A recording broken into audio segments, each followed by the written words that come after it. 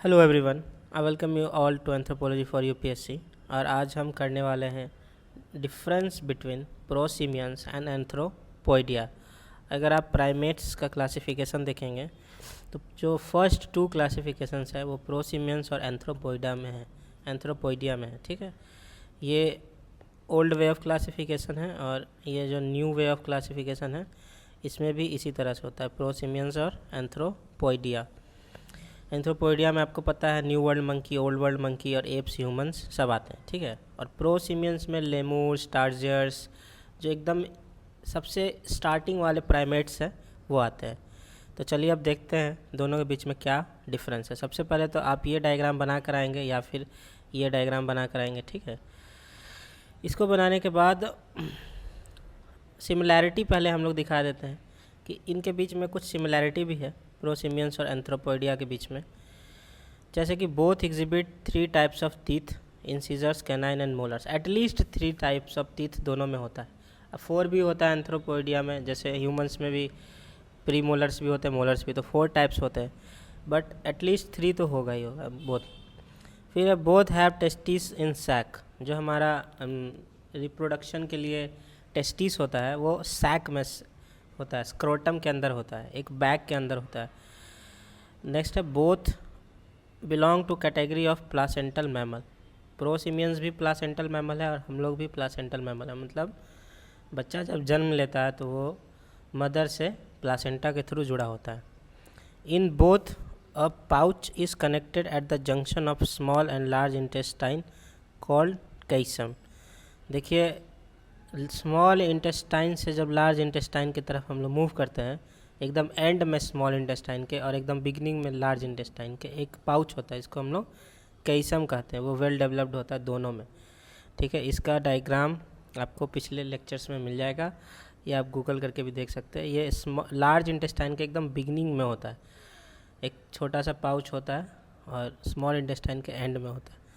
ठीक है, नेक्स्ट देखते हैं डिफरेंसेस जो प्रेजेंट हैं प्रोसिमियंस और एंथ्रोपोइडिया के बीच में। सबसे पहला डिफरेंस फिंगर्स में देखने को मिलता है।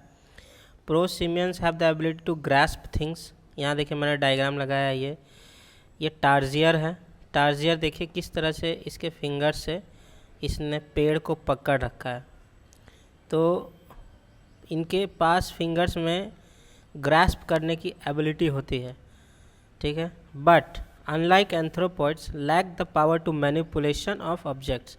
पर ये फिंगर्स से मैनिपुलेट नहीं कर सकता चीज़ों को, मतलब कि बहुत खाना को पकड़ना, जैसे बंदर को आप देखिएगा तो वो केले का छिलका उतार के केला खा लेता है, लेकिन ये लेमूर्स और टार्जियर्स का फिंगर्स इतना अच्छे से नहीं काम करता है कि वो उससे फ्रूट्स को ऐसे पील ऑफ करके खा लें। ठीक है, तो थोड़ा उनका जो फिंगर का एबिलिटी है वो कम होता है। ग्रास्पिंग पावर होता है बट मैनिपुलेशन पावर बहुत कम होता है।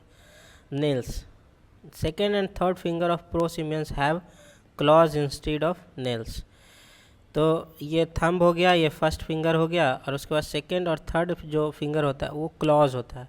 एटलीस्ट सेकेंड और थर्ड तो होता है, किसी किसी में फोर्थ भी फिंगर उनका क्लॉज होता है। तो क्लॉज का क्या काम होता है, ये इसको टॉयलेट क्लॉज कहते हैं। ठीक है, टॉयलेट क्लॉज जो कि ग्रूमिंग के लिए यूज़ होता है, तो ये अपने आप को क्लीन करने के लिए ये लोग यूज़ करते हैं इस क्लॉज का। और एंथ्रोपॉइड्स में क्या होता है, उनमें सारे फिंगर्स में नेल्स होते हैं। ऑर्बिट्स एंड आईबॉल्स का देखते हैं। In contrast to anthropoids, prosimians have laterally placed eyes and eyeballs not completely surrounded by bones. थोड़ा सा इनका जो आईबॉल होता है वो थोड़ा सा साइडवेज में होता है। देखिए यहाँ पे डायग्राम में आप है तो फ्रंट में ही, लेकिन आपको साइड तक जाता है ये। ठीक है, थोड़ा ये लेमूर्स और टार्जियर सब में थोड़ा थोड़ा अलग आपको दिखेगा, होता फ्रंट में ही है, लेकिन जो आइज़ होते हैं वो थोड़ा साइडवेज होते हैं। ठीक है, और इनमें कोई बोनी पैलेट नहीं होता है, बोनी स्ट्रक्चर सपोर्ट करने के लिए नहीं होता है। आई का जो कैविटी है गोल सा, उसको सपोर्ट करने के लिए। वहीं पे एंथ्रोपॉइड्स में ऑर्बिट जो है वो कम्प्लीटली इनक्लोज्ड बाय बोन्स। आप ह्यूमंस का अगर बोन्स को ऑब्ज़र्व कीजिएगा, आप अपने आँख के आसपास हाथ लगा के देखिए चारों तरफ, आपको बोनी स्ट्रक्चर फील होगा। तो वो बोनी स्ट्रक्चर प्रोसिमियंस में नहीं होता है, ठीक है। फिर है olfactory lobes, relatively larger in the brain of prosimians than in anthropoids. हम जो एंथ्रोपॉइड्स हैं, हम लोग का सूंघने का शक्ति जो है प्रोसिमियंस से कम होता है, और हमारे ब्रेन में भी उसका जो प्रोसेसिंग एरिया है, जो लोब है जिसे प्रोसेस होता है, वो कम होता है एंथ्रोपॉइड्स में, इसलिए प्रोसिमियंस में ज़्यादा होता है olfactory capacity. Hearing prosimians have long mobile ears which are not observed in case of anthropoids. A small and immovable pinna. प्रोसिमियंस का जो कान होता है वो थोड़ा बड़ा होता है और मोबाइल होता है, वो अपने कानों को थोड़ा बहुत हिला सकते हैं, बट जो एंथ्रोपॉइड्स हैं उनके कान उतने बड़े नहीं होते हैं और वो उतना मोबाइल हिला नहीं सकते अपने कान को। डेंटल आर्केड जो है, देखिए, प्रोसिमियंस का भी शेप का होता है और एंथ्रोपॉइड्स का पैराबोलिक या यू शेप का होता है, ठीक है। प्रोसिमियंस में अप टू 40 टीथ होते हैं, एंथ्रोपॉइड्स में अप टू 36 टीथ होते हैं, यानी प्रोसिमियंस में ज़्यादा दांत होते हैं।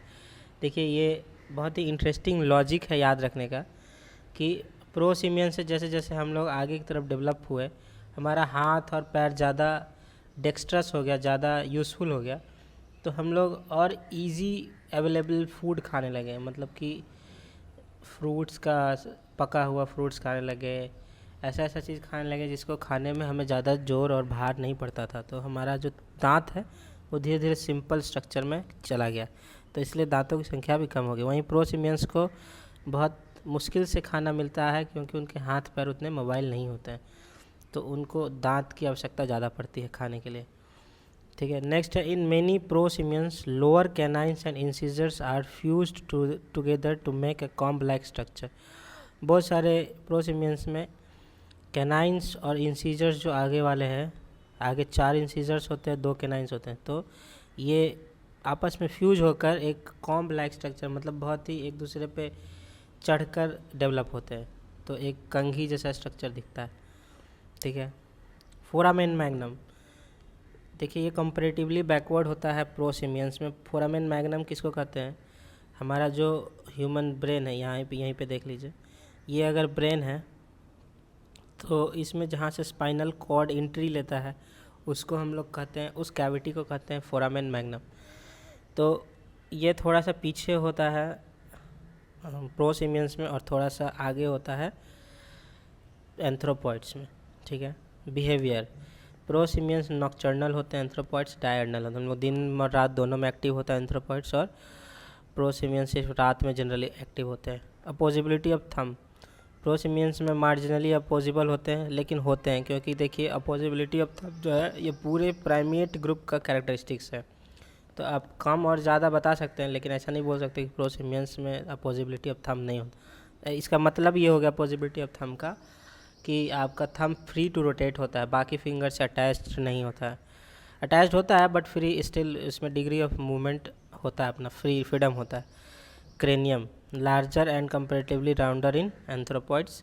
देखिए, एंथ्रोपॉइड्स का ब्रेन ज़्यादा बड़ा और राउंड होता है। बड़ा होने का कारण है कि ज़्यादा डेवलपमेंट है ब्रेन का, तो ज़्यादा एक्टिव होता है, ज़्यादा काम कर सकते हैं। ह्यूमंस का सबसे बड़ा ब्रेन है।